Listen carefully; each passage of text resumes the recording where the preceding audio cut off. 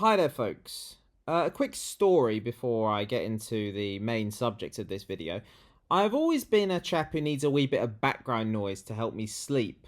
I've often found if I can concentrate on the words of others instead of my own thoughts, I can be spark out pretty quickly and with little stress. I first noticed this happening in my teens, and I quickly found a solution in the form of the radio, specifically talk sport, and a chap called, and this may surprise you, so brace yourselves, the man on your screen, James Whale. Childhood is an interesting thing, in that it's so much easier to develop an affinity with certain things and certain people. And because I was falling asleep to the voice of James Whale almost every school night for about 3 years, I looked back on him with a certain degree of fondness. And I appreciate some of you may find that truly baffling, if not sickening, but that's just how it was. So my God, does it trouble me to see what a hateful lump of gammon he has become. Some people will attempt to claim he was always this bad, but I can say with absolute confidence he was never as willfully ignorant as he is now. Whale must be one of the few people to have gone from being a vocal, passionate Remainer to a downright deranged Brexiteer since the referendum. Most people make the opposite journey. And to prove this, I just want to play you the first few seconds from this clip I found on YouTube. Just listen to him here. As a very impartial person myself, and I'll just make this statement before we talk to our guest, Brexit is obviously the biggest mistake this country has ever made, ever will make, and we will rue the day that we allowed people who for whatever strange reason thought, and they're not the majority of this country. When I hear people going, well, the people have spoken, they haven't spoken. In a referendum where you were given a choice without knowing what you were voting for, the xenophobes and some people who have a misguided idea of what the rest of the world has to offer want us to extricate ourselves from the continent of Europe. Okay, so that's James Whale in 2018. Now I'll read you this short letter he wrote for the Daily Express in 2021. Brexit was a lucky escape from European dictatorship, says James Whale.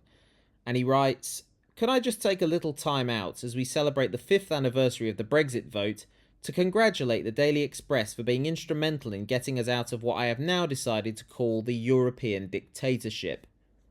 If it hadn't been for some of the media, we might still be in that cesspit of stupidity. The European, what used to be called Union, is no more than a bunch of cretins who are filling their pockets with gold and telling everybody within their dictatorship how to behave and what to do. I admit I voted Remain.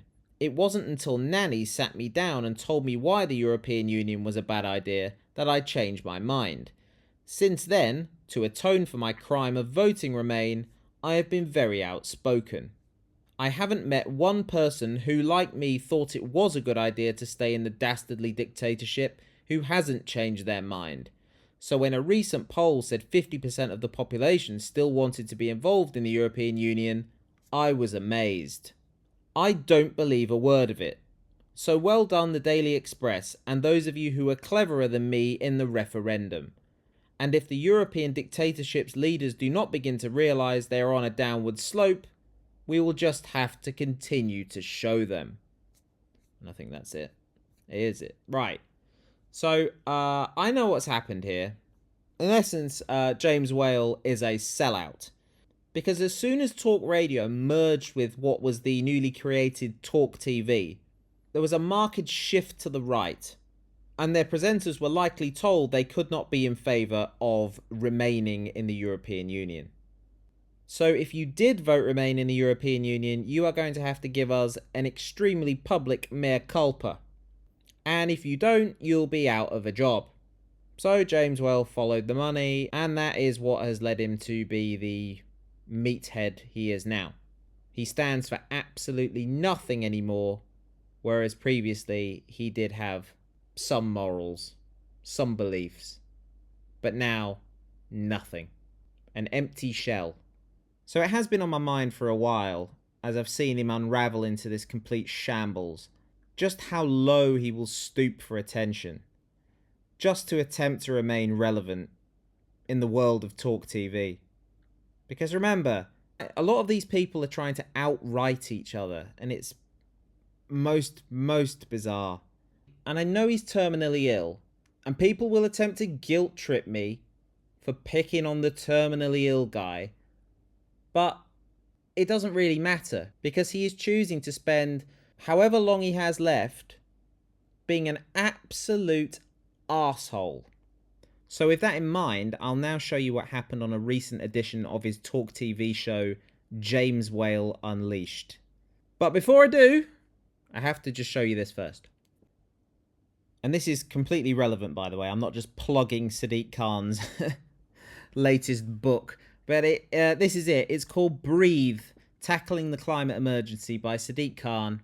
And what's it about? It says here, for many years, Sadiq Khan wasn't fully aware of the dangers posed by air pollution, nor its connection with climate change. Then, aged 43, he was unexpectedly diagnosed with adult-onset asthma, brought on by the polluted London air he had been breathing for decades.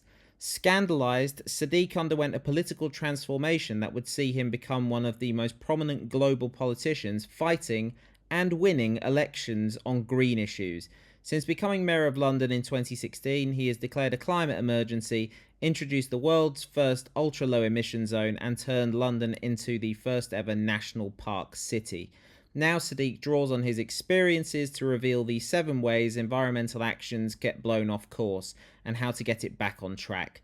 Whether by building coalitions across the political spectrum, putting social justice at the heart of green politics, or showing that the climate crisis is a health crisis too, he offers a playbook for anyone, voter, activist, or politician who wants to win the argument on the environment. It will help create a world where we can all breathe again. Now, irrespective of what you think of Sadiq Khan or what you think of this book, it's just a book. You don't have to buy it. You don't have to read it.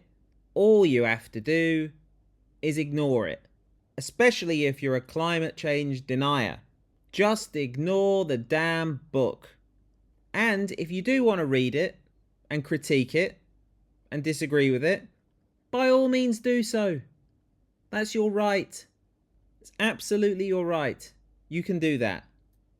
James Whale got his hands on a copy of this book. He claims to have read it. I don't believe him. I do not believe a word of it. Almost certainly did not read this book. But the scenes from his show James Whale Unleashed, when he got his hands on a copy of this book, bearing in mind what I told you previously about them trying to outright each other on Talk TV, the scenes from that show have to be seen to be believed. Childish, pathetic, any word you can think of won't come close to describing the antics these two fools get up to here. So let's take a look, shall we? Something else that has annoyed me. You can't drive in the capital city of this country because the mayor of London doesn't like cars. Yet he drives around in a great big flipping 4-wheel drive. Very nice car. I used to have one. London's come to a standstill because of the ridiculous and stupid things this man comes up with. He's even written a book. He likes cars. He just doesn't want everyone else to have it, so the roads are clear for him and his cronies. Look, on this book, by the way, I don't know who printed. I do know who printed it. It's not very good quality, but it's really shocking quality, isn't it? Absolutely looks like shocking. self-published. And it's because I've had a few problems with my vision lately, because of one of my tumours. It's even worse. You can't read it. It's all, look. It look published by Starsky and Hutchinson. No. I think that's a Penguin, isn't it?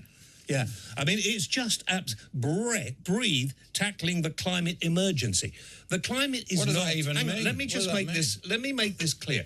The climate is always going to change, and the pollution that we are having, since the Industrial Revolution, which has improved everybody's lives immeasurably, is now being cleaned up. We are getting cleaner air. The water will go over land. I mean, as I was saying the other day, people used to live where the English Channel is, right? Yeah. And then the English Channel came, they just saw the water coming in, they go, all right, we'll move over there. And that's what we've got to do with it. It's just because of all these borders that there's a problem, but everyone will just have to move around a bit, shuffle.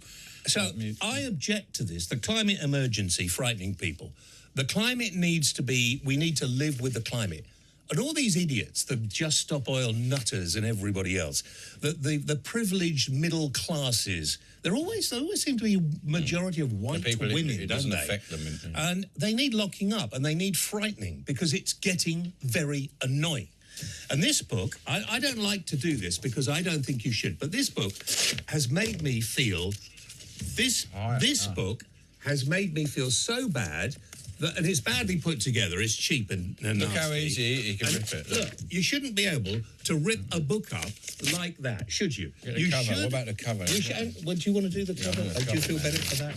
This book should not. You're making too much noise. This book should not. No book should be this easy to actually rip up. I'm eating it. I mean, it's horrible. Think of a page. It's not even take. Doesn't even take. Feed me a page, man. Feed you a page. Make it a good one. Yeah.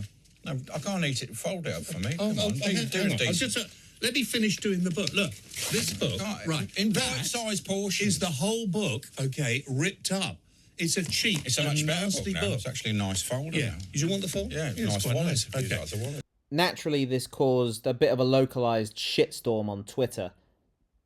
Talk TV posted the clip like it was some sort of amazing achievement from these two morons, and 95% of the comments underneath were overwhelmingly negative, leading James Whale to sort of backtrack a little bit. He's not one for apologies. He's far too stubborn and arrogant for that. But I think he said something along the lines of he it's a little bit carried away. Well, I take it back. Since I last looked, he's actually come out with something more, well, it's still not an apology, is it? Just to make it absolutely clear, I'm very cross with myself for tearing up the book. I just got very angry with the rubbish inside, but I shouldn't, and nor should anybody else, tear up books. It's completely and utterly wrong. So it's not really an apology, is it? It's just advice. Never, ever tear up books. From the guy who just tore up a book on live television, and it was clipped by that same TV station and put on Twitter, Facebook, and TikTok, and is now being widely shared all over. But don't rip up books, he says. Never. No. Absolutely never. Never the sort of behaviour he would engage in. Never. Alright folks, thanks for watching. All the best.